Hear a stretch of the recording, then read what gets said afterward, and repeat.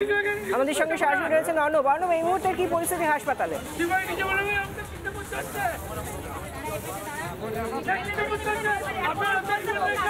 দেখো, এই মুহূর্তে দেখা যায় যদি তাহলে পোস্টমর্টমের যে প্রসেস সেই প্রসেস চলছে এবং সেই প্রসেস উপলক্ষে কিন্তু যদি দেখা যায় যে পুরো হাসপাতালের যে মর্গের যে চত্বর সেই চত্বরকে কিন্তু কর্ডন করে দেওয়া হয়েছে এবং তার পরিবারের লোকেরাও এসছেন, তার স্ত্রী এসছেন, তার বাড়ির লোকেরাও এসছেন। তাদের মধ্যেও কিন্তু দেহ কারা নেবেন সেই নিয়ে কিন্তু একটা যদি দেখা যায় যে বাদানুবাদ, সেই বাদানুবাদ চলছে এবং এই মুহূর্তে কিন্তু যদি দেখা যায় তার স্ত্রী কি বলছেন একবার শুনুন। এখন এসে আমার হাজবেন্ডকে আমি নিয়ে যাব, আমি আর কিছুই চাচ্ছি না, আমার হাজবেন্ডকে আমি এখন এখান থেকে নিয়ে যাব। না, আমার কোনো দাবি নেই, আমি তো বলছি আমার বাচ্চাটার একটু ঠিক মতো ভবিষ্যতের জন্য কিছু করে দিতে। আমার একটা জিনিস কথা, আমার শাশুড়ির একটা করে দিতে, কেন আমাদের তিনজনের উপার্জনকারী এক নম্বর সে ছিল, এখন সে নেই। আমাদের এই তিনজনকে কে দেখবে? কেউ দেখবে না, আমার বাপের বাড়ির লোকও দেখবে না, আমার শাশুড়ি বাপের বাড়ির লোকও দেখবে না, তার মেয়েরাও দেখবে না, কেউ দেখবে না। ননদের সাথে কোনো বক্তব্য সমস্যা না, আমার কোনো সমস্যা নেই। তারা যদি এখন ওরকম করে আমি কি বলবো? আমি বলছে এখন লাশ নেবে না, আমাকে হ্যান্ডওভার করছে, আমি নেব। আমি তো থানা থাকতেই আমি হ্যান্ডওভার করে দিয়েছিলাম। এই অবস্থায় আমি হাঁটাচলা করতে পারবো না, বেশি দৌড়ঝাঁপ করতে পারবো না, এই জন্য সিজারের জন্য। আপনি কি চাইছেন? এখন আমাকে যেভাবে পারুক আমাকে দিয়ে দিক, আমি চলে যাব, আমি নিয়ে ওকে চলে যাব, আর থাকতে দেবো না এখানে আমি ওকে। আপনি দেহ নিয়ে যেতে চান? দেহ নিয়ে চলে যাবেন? বাধা দিচ্ছে কে? কেউ বাধা দিচ্ছে না, ওরা বলছে যে ওরা নিয়ে কেনা নিক, আমি নিজেরাই বলছে যে আমরা দেহ নিয়ে যাবো না। না, আমার কোনো বাধা নেই। আমার মেয়েটাকে, আমার সন্তানটাকে, শাশুড়িটাকে আমি দেখবো, আমার এইটুকু আর কিছু নেই। আমি কি করবো? তাছাড়া আমার কোনো উপায় নেই। আমার ওই শাশুড়িও তো বাইরে কাজে বেরোতে পারবে না, বয়স্ক শাশুড়ি কোথায় যাবে? আমি তাকে দেখবো, সন্তানটাকে দেখবো, আমার এইটুকুই। আমার আমি চাকরি চাইছি। হ্যাঁ, গ্রাজুয়েট পাস। আপনার নাম কি? কিয়া ঘোষ। কিয়া দাস। একবারই দেখো, তার বাড়ির যারা লোক রয়েছেন তারাও এসেছেন, তার স্ত্রী তিনিও এসেছেন। রীতিমতো কিন্তু এই মুহূর্তে যদি দেখা যায় একদিকে কিন্তু পোস্টমর্টমের যে প্রক্রিয়া সেই প্রক্রিয়া চলছে এবং পোস্টমর্টমের পর বডি হ্যান্ডওভারের যে প্রক্রিয়া সেই প্রক্রিয়া হয়তো হবে কিছুক্ষণের মধ্যে। স্থানীয় থানার যারা আধিকারিকরা তারা উপস্থিত রয়েছেন এবং তার পাশাপাশি আমি দেখাতে বলবো আলীকে একবার, যে সোজা যে চিত্রটা দেখা যাচ্ছে এটাই মূলত মর্গের যে এন্ট্রেন্স পয়েন্ট, সেই এন্ট্রেন্স পয়েন্ট এবং সেই জায়গা থেকে দাঁড়িয়ে গতকালের পর কিন্তু আজকেও কিন্তু ময়নাতদন্তের যে প্রক্রিয়া সেই প্রক্রিয়া কিন্তু চলছে এবং প্রায় 3 ভিডিওগ্রাফির দাবি করা হচ্ছিল। এমএসভিপি নিজেও বলছিলেন সেই সম্ভাবনা থাকলেও থাকতে পারে। আদতে কি হলো? ভিডিওগ্রাফি হলো কি? একবারে দেখো, নিঃসন্দেহে আমি তোমাকে জানিয়ে রাখবো যে ময়না তদন্তের আনইন্টারাপ্টেড ভিডিওগ্রাফি হচ্ছে, অর্থাৎ পোস্টমর্টমের আনইন্টারাপ্টেড ভিডিওগ্রাফি হবে, সেটাকে রাখা হবে এবং পরবর্তী ক্ষেত্রে যদি প্রয়োজন হয়, অর্থাৎ আদালতে যদি জমা দিতে হয় বা অন্য কোনো জায়গায় যদি জমা দিতে হয় সেক্ষেত্রে কিন্তু এটা দেওয়া হবে এবং তার পাশাপাশি 3 জন স্বাস্থ্য ভবনের আধিকারিক তারা রয়েছেন, তাদের অবজারভেশনে কিন্তু এই গোটা সেকেন্ড পোস্টমর্টমের যে প্রসেস সেই প্রসেস কিন্তু চলছে। গতকাল পোস্টমর্টমের পর যখন বডি হ্যান্ডওভার হয় সেই সময় দেখা যায় যে চোখ নেই, তার পরবর্তী ক্ষেত্র থেকে উত্তপ্ত হয়ে ওঠে, তারপরে আবার সেই দেহ আজকে কিন্তু ময়নাতদন্ত ইতিমধ্যেই শুরু হয়েছে এবং আনইন্টারাপ্টেড ভিডিওগ্রাফি চলছে। লোকজন ইতিমধ্যেই এসেছেন এবং কান্নায় ভেঙে পড়ে তার স্ত্রী বলছেন যে তিনি আর কিছু চান না, তার দেহটা নিয়ে যেতে চান। ধন্যবাদ অর্ণব, আমরা কথা বলছিলাম, সঙ্গে ছিলেন প্রতিনিধি অর্ণব মজুমদার।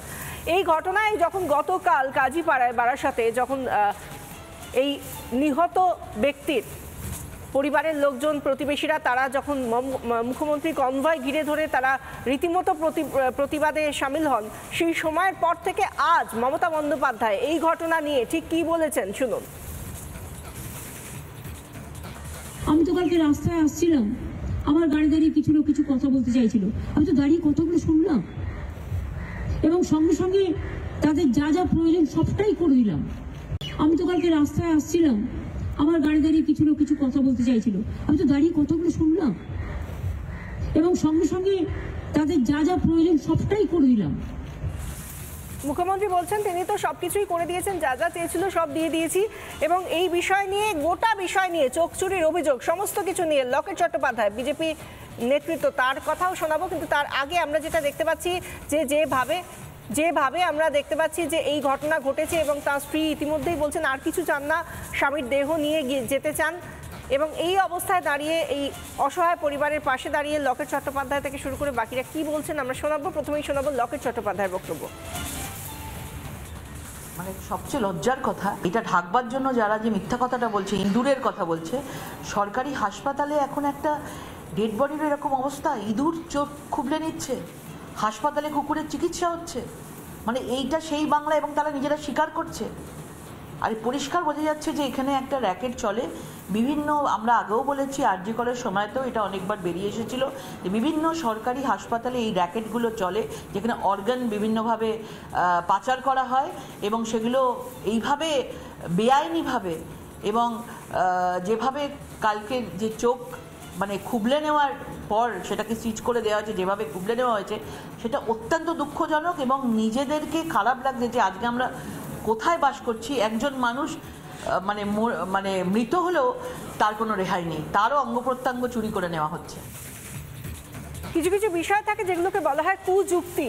হঠাৎ একটা মৃতদেহ ছিল, তার পরিবারের লোকজন যখন তাকে মর্গে নিয়ে যাওয়া হয়েছিল তারা দেখেছিলেন, ছবি তুলেছিলেন, বলেছিলেন তাদের বাড়ির লোকের মৃতদেহতে দুটো চোখই বর্তমান ছিল। তারপর যখন নিতে গেলেন তখন দেখা গেল দুটো চোখই তুলসী পাতা দেওয়া রয়েছে, তুলসী পাতা সরানো হলো যখন, তখন দেখা গেল যে একটা চোখ নেই। তখন বলা হলো যে ইঁদুরে নাকি খুবলে নিয়েছে। এটা কি আদৌ একটা কোনো যুক্তি, নাকি এটাকে কুযুক্তি বলা হবে? এই নিয়ে কি বলছেন কংগ্রেস নেতা অধীর রঞ্জন চৌধুরী, শুনুন। মর্গে থেকে চোখ চুরি, সেই চোখ নিয়ে কি করবে ভাই? একটা চোখ তুলতে গেলে তাকে জীবন্ত অবস্থা তুলতে থাকে, যে অন্য কাজে অন্য জায়গায় লাগাতে হয়। এটা তো এমনি করে কি করে হয় যায় না। আমরা শিয়াল কুকুর খেয়ে নিয়েছি, বিড়াল ইঁদুর খেয়ে নিয়েছি, চোখ চুরি হয়েছে না, বিড়াল ইঁদুর খেয়ে নিয়েছে। তারা যখন আন্দোলন করছিল তখন মমতা ব্যানার্জি সেই রাস্তা দিয়ে আছে, বাইরে দিয়ে আন্দোলন করা হয়েছে। বেশ করেছে, তার গাড়ি যেতে দেওয়া উচিত ছিল না। স্বাস্থ্যমন্ত্রী এইভাবে বাংলার স্বাস্থ্য ব্যবস্থাকে লুটপাট করে নিয়েছে, ভুলুণ্ঠিত করে দিয়েছে। লাজ যদি থাকে, লজ্জা যদি থাকে, অন্তত দাঁড়িয়ে নেমে ক্ষমা চাওয়া উচিত ছিল বলে মনে করি। যদি চোখ চুরি হয়ে থাকে সেটাও একটা গুরুতর বিষয়, সেখানেও সিন্ডিকেটের বিষয় উঠে আসে। আর যদি হাসপাতালের কথা অনুযায়ী যদি ইঁদুর খেয়ে নিয়ে থাকে, তাহলেও হাসপাতালের পরিষেবার যে কি অবস্থা, স্বাস্থ্যের যে কি বেহাল শরীর খারাপ বা কি বেহাল দশা, সে নিয়ে নতুন করে কিছু বলার নেই। প্রত্যেকটা দিন নতুন নতুন করে আমরা দেখতে পাই যে কি পরিস্থিতির মধ্যে সাধারণ মানুষ সরকারি হাসপাতালে যাচ্ছেন, কি পরিষেবা পাচ্ছেন, এবং তারপরে মৃতদেহেরও রেহাই নেই। এই নিয়ে চিকিৎসক সুবর্ণ গোস্বামী কি বলছেন, শুনুন। বারাসত মেডিকেল কলেজ 2022 সালে তৈরি হয়েছে উত্তর চব্বিশ পরগনা জেলা হাসপাতালে সাইনবোর্ডটা চেঞ্জ করে দিয়ে। একটা শুধু নতুন একাডেমিক বিল্ডিং তৈরি হয়েছে, কয়েকটা হস্টেল আর কোয়ার্টার ছাড়া আর কোনো পরিকাঠামো গড়ে ওঠেনি। ভিতরে 6টায় আর বাইরে 8টা কোল্ড চেম্বার রয়েছে মৃতদেহ রাখার জন্য, তার একটাও কাজ করে না। এবং হচ্ছে যে কোনো পাওয়ার ব্যাকআপ নেই এখনো পর্যন্ত। যারা ফরেন্সিক মেডিসিন এক্সপার্ট তাদেরকে পাওয়ার কাট হলে তাদেরকে মোবাইলে টর্চ জ্বালিয়ে পোস্টমর্টেম করতে হয়। ডোম রিক্রুটেড হয়নি, ডোম দুজন কন্ট্রাকচুয়াল রিক্রুটেড হয়েছে, তাদেরকে ওটি অ্যাসিস্ট্যান্ট হিসেবে ব্যবহার করা হয়। 100টার বেশি বেওয়ারিশ লাশ এই মুহূর্তে পড়ে রয়েছে বারাসত মেডিকেল কলেজে। কলকাতার ক্ষেত্রে যেমন কলকাতা কর্পোরেশন সেগুলো সৎকারের ব্যবস্থা করে, সেটা সরকার কোনো ব্যবস্থা নেয়নি, না পুলিশ না স্বাস্থ্য দপ্তর। যে এই 100টার বেশি যে বেওয়ারিশ মৃতদেহ বারাসত মেডিকেল কলেজে পড়ে রয়েছে সেগুলি সৎকারের। ফলে হচ্ছে যে এরকম ইঁদুর ছুটোর উৎপাত হবে, তারা খুবলে নেবে, এটাই খুব স্বাভাবিক। নানা ধরনের কন্টেন্ট দেখার জন্য লাইক করুন, শেয়ার করুন আমাদের ফেসবুক পেজ, সাবস্ক্রাইব করুন আমাদের ইউটিউব চ্যানেল। পাশাপাশি অন্যান্য ব্রেকিং নিউজের জন্য অবশ্যই চোখ রাখুন রিপাবলিক বাংলায়।